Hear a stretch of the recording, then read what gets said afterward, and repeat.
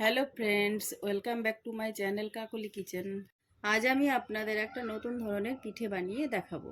এই শীতের সিজনে আমরা সকলেই কম বেশি পিঠে বানিয়ে থাকি।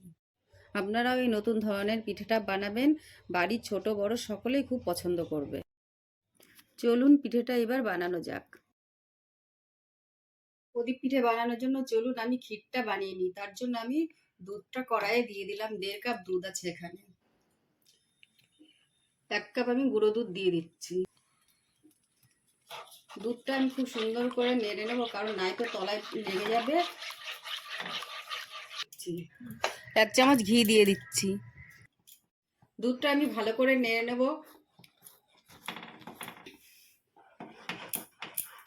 আমার গাঢ় হয়ে এসছে, এইটাকে আমি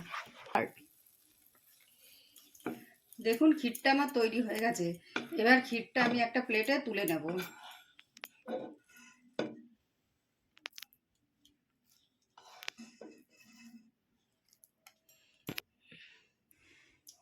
প্রদীপ পিঠে বানানোর জন্য ওই কড়াইয়ে আমি 1.5 কাপ দুধ দিয়ে দেব।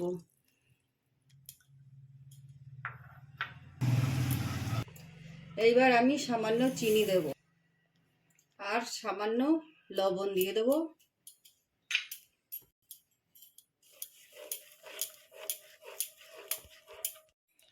ডোটা বানানোর জন্য 1 কাপ চালের গুঁড়ো দেব। এবার আমি এটাকে ভালো করে নেড়ে নেব। দেখুন আমার ডোটা খুব সুন্দর তৈরি হয়ে গেছে। ডোটা আমার তৈরি হয়ে গেছে। এবার আমি প্লেটে তুলে ডোটাকে ঠান্ডা করে নেব।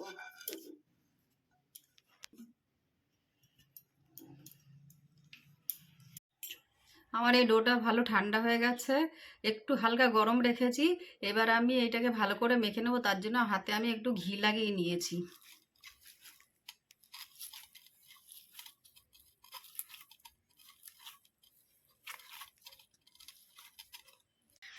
দেখুন আটাটা আমার ভালোভাবে মাখা হয়ে গেছে। চলুন প্রদীপগুলো বানিয়ে নিই।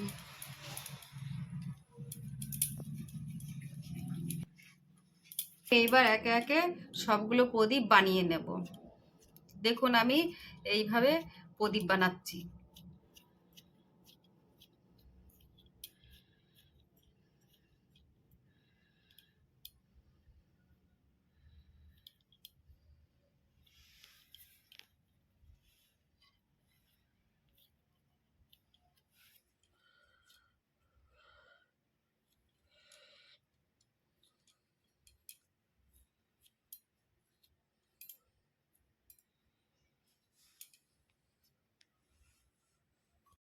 প্রদীপটা সেদ্ধ করার জন্য আমি গামলাতে জল দিয়ে দিচ্ছি।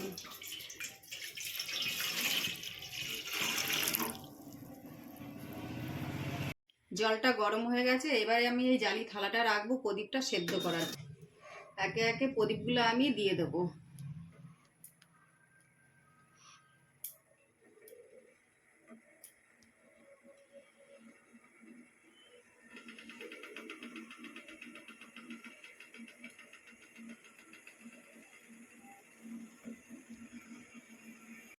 ঢাকা দিয়ে আমি 10 মিনিট সেদ্ধ করে নেব।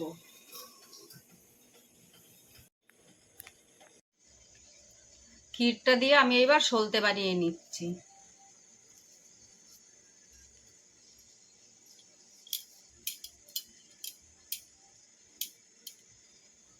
দেখুন এরকম সলতে তৈরি হয়েছে।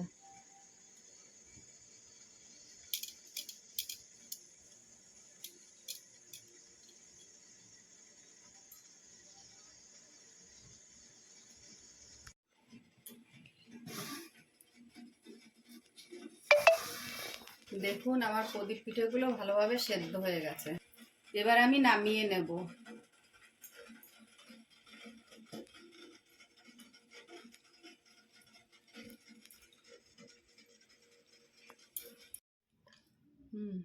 এবার আমি সলতেগুলো প্রদীপে দিয়ে দেবো।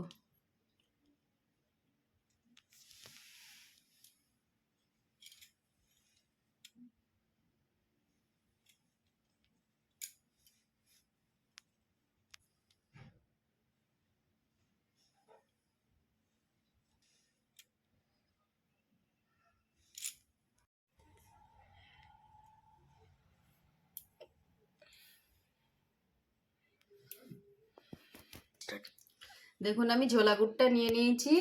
দেখতে পুরো একদম সর্ষের তেলের মতো লাগছে। এবার আমি অল্প অল্প করে প্রদীপে দিয়ে দেব।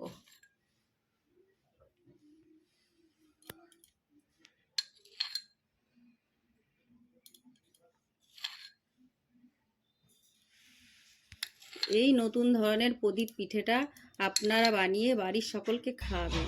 আমি আবার নতুন রেসিপি নিয়ে আসবো। ধন্যবাদ।